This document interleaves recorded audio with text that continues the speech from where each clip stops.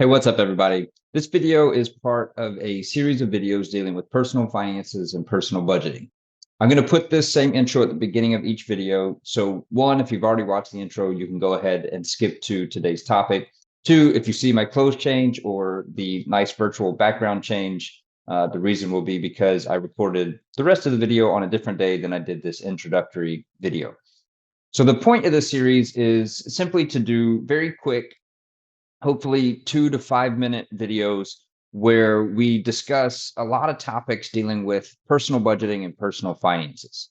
So I'm going to record all of these. I have probably over 20 ideas for these really short videos. I'm going to release one a day over the next 3 to 5 weeks. And if there's a topic that you want to hear about, please go ahead and post it in the comments. Maybe it's one that I have coming up, and then I'll release that one in the future. Or perhaps it's something that I haven't talked about or thought about on my list, and I can address that as I continue the series. So without any further comments, let's go ahead and jump into today's topic. All right, so you have your worksheet and you're starting to put numbers in categories, but I mentioned that the first step that you have to do is you have to first put in the amount of income that you make every month. All right. For a lot of people, this is going to be I get paid hourly, or I don't necessarily have paid time off, or I work part-time, or whatever reason. A large portion of people get paid with tips, have variable income that does not stay the same every single paycheck or every single month. There's another element to this too, where if you get paid in any frequency other than monthly or bi-monthly, then you're gonna have a varying number of paychecks every month. Not every month, but some months. So if you get paid monthly, okay, you get 12 paychecks a year. If you get paid bi-monthly, you just get 2 paychecks every month. You get 24 paychecks every year. But a lot of people are going to be on a bi-weekly paycheck. So you get paid every other Friday, for instance, or a weekly paycheck. You get paid every single Friday. If you're on one of those two, if you're a weekly paycheck, every single Friday you get paid, there are going to be 4 months every year where you get a fifth paycheck, because 4 months every year, there's a fifth Friday in the month.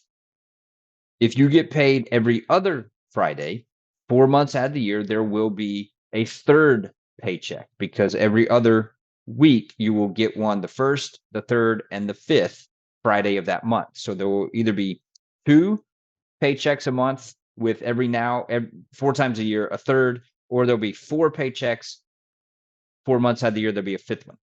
If that's your situation, I would absolutely budget on 4 paychecks if you're paid weekly, or 2 paychecks if you're paid every other week. And then those months, it's only 4 months. The 4 months that you get an extra paycheck, treat that as a bonus. Treat it as an extra paycheck. If you try to annualize this and budget out, you're going to get frustrated on the months when you don't have enough income. So this is a huge, huge tip, in my opinion. Budget off of the 4 paychecks that you get every month, and let that fifth one every third month be a bonus that is just something you get excited about, and you either save or you go out and have a great dinner and celebrate, whatever. It's your budget, remember?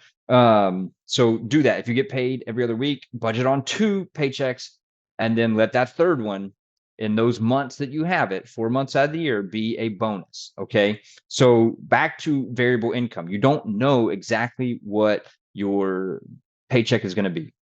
You want to go with a very conservative average. This is the same principle as budgeting off of 4 paychecks, even though you're going to get a fifth one every couple of months. Principle is, you don't want to think you have more money coming in, because that's going to frustrate you. You're going to say budgeting doesn't work, and you're going to stop, and then you're never going to reach your goals. Tomorrow's not going to be any better than today. You're going to constantly be living paycheck to paycheck, wondering why you don't have enough money to do the things you want to do. So you want a conservative estimate. If you look back, remember, you've been tracking your income and expenses for a couple of months now. So if you look back and your average is $3,100 a month, I would say look at what your lowest month was. If it was 2,800, okay, that's only a $300 gap. Let's go with 2,800.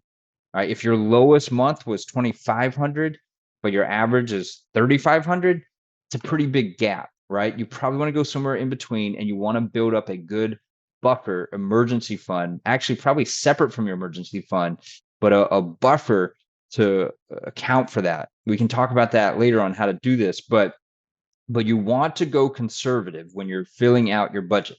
So if your average is 3,100 a month, but your lowest month in the last 4 or 5 months was 2,800, stick 2,800 up there. Budget off of that. Treat the other as excess. You're gonna be thanking yourself for it later. So you may not go with the lowest, but go with a conservative average that you can pretty much almost guarantee I'm gonna have this every month. So let me budget off of it and treat anything else as excess and put it towards the next priority as it comes in, because I'm going to have those categories and I'll just be able to dump it in there real quick and easy because we're following this type of system. It's the only system I believe works for budgeting. And so go back and watch those videos. I say that a lot, but go back. The foundation is critical.